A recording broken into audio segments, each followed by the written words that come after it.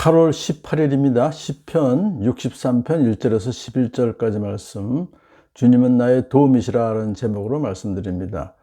부제로 이렇게 기록이 되어 있죠. 다윗이 유다 광야에 있을 때 지은 시다. 그러니까 이제 유다 광야에 있을 때 지은 시라고 하는 것은 다윗이 아들 압살롬의 반란군에 쫓겨서 광야로 이제 갔을 때, 그때 하나님의 보호를 바라면서 지은 간구의 시다, 그렇게 규정을 할 수 있습니다. 하나님, 주님은 나의 하나님이십니다. 내가 주님을 애타게 찾습니다. 이렇게 고백하죠. 그 당시 다윗은 물이 없는 광야에 있으므로 육신의 갈증을 물론 경험하고 있습니다. 아들 압살롬에게 쫓기는 신세이기 때문에 갈증을 해결할 수 있는 물 한 모금의 물도 찾기가 어려운 그런 신세였지만은, 그런 상황 속에서 물에 대한 갈망보다 더 간절한 것은 바로 하나님께 대한 자신의 갈망, 하나님과 교제를 나누고 싶은 마음이 더 갈급했을 것입니다. 내가 주님을 애타게 찾습니다. 물기가 없는 땅, 메마르고 황폐한 땅에서 내 영혼이 주님을 찾아 목이 마르고 이 몸도 주님을 애타게 그리워합니다. 그렇게 주님을 향한 그 애타는 심정을 이렇게 호소하고 있습니다. 내가 성소에서 주님을 뵙고 주님의 권능과 주님의 영광을 봅니다 라고 하는 것은, 과거에 성전에서 하나님과 깊은 교제를 했고 하나님의 권능과 영광을 보았던 그 시절을 회상하고 있는 것입니다. 그는 지금 자신의 생명이 위협받는 위기 상황에서도 하나님과 깊은 교제하고 싶은 열망으로 가득 차 있습니다. 왜냐하면 하나님께서만 그에게 참된 평강을 줄 수 있다, 모든 문제의 해결을 해줄 수 있다고 믿고 있음을 우리는 볼 수가 있습니다. 그리고 나서 다윗은 자신의 그런 곤고한 형편을 탄식하는 것으로 그치는 것이 아니라 하나님을 찬양하기 위해서 입술을 열겠다고 다짐합니다. 주님은 주님의 한결같은 사랑이 생명보다 더 소중하기에 내 입술로 주님께 영광을 돌립니다. 이 생명 다하도록 주님을 찬양하렵니다. 내가 손을 들어서 주님의 이름을 찬양하렵니다.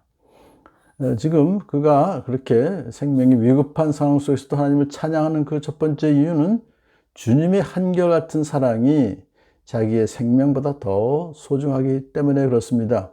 자신의 존재 기반과 목적이 하나님의 한결같은 사랑에 있음을 그는 고백하고 있는 것입니다. 다윗은 힘든 상황에서도 오직 주님만을 바라보고 의지하겠다는 자신의 신앙을 이렇게 고백하는 것이죠. 자, 이렇게 다윗이 그 찬양하는 가운데 주님의 한결같은 사랑이 계속해서 자기를 감싸고 있음을 확인하고서는 그의 영혼이 만족하다고 고백합니다. 기름지고 맛깔진 음식을 배불리 먹은 듯이 내 영혼이 만족하니 내가 기쁨에 가득 찬 입술로 주님을 찬양하렵니다.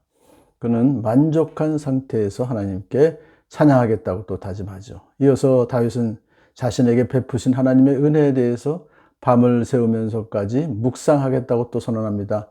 잠자리에 들어서도 주님만을 기억하고 밤을 새우면서도 주님만을 생각합니다.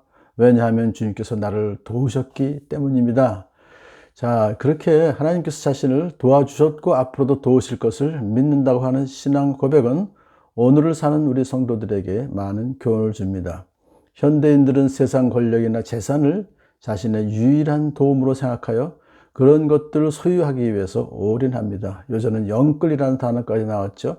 그러나 성경은 우리의 도움은 오직 천지를 지으신 여호와 하나님에게서로다 라고 고백을 하고 있죠. 그래서 하나님을 소유하는 것이 최상의 복이요 선물인 것을 다윗은 고백하고 있는 것이죠. 이 몸이 주님께 매달리니 주님의 오른손이 나를 꼭 잡아 주십니다 라고, 그거는 자기가 하나님께 간절히 매달렸더니 하나님께서 자기를 꼭 붙잡아 주셨다고 그렇게 참 감사함을 표시하고 있는 것입니다. 그는 주님께 매달린다는 그 말에 그 함축되어 있는 것은 하나님의 기대와 부르심에 적극적으로 응답하는 것을 말합니다. 그리고 모든 경건한 생활을 그가 하고 있음을 뜻합니다. 하나님께 헌신하고 그리고 충성하고 철저하게 주님의 말씀에 따를 때 주님의 은혜와 능력의 오른손이 그를 꼭 잡아 주셨음을 회상하고 있는 것입니다. 그래서 어떤 역경 속에서도 좌절하지 않고 주님을 찬양할 수가 있는 것입니다.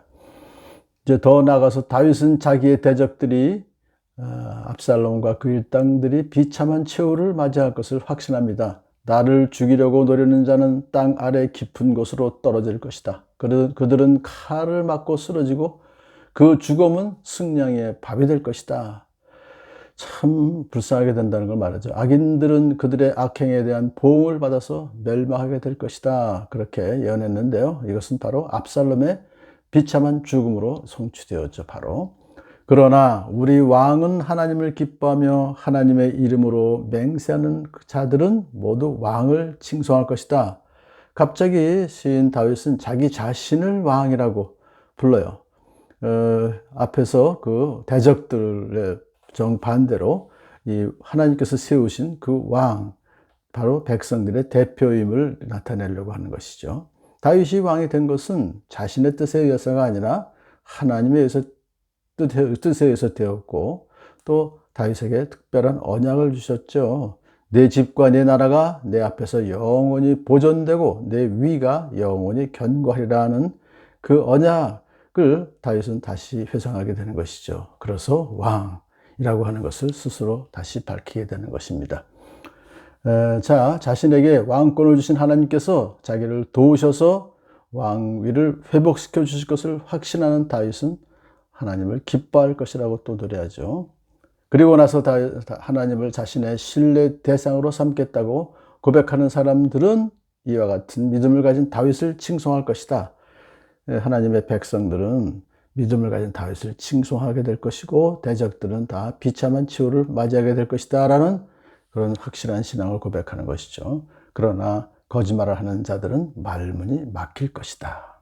백성들의 마음을 사로잡기 위해서 거짓말을 했던 압살롬과 그 부하들은 더 이상 거짓말을 할 수가 없는 상태가 될 것이다. 그렇게 끝을 맺고 있죠.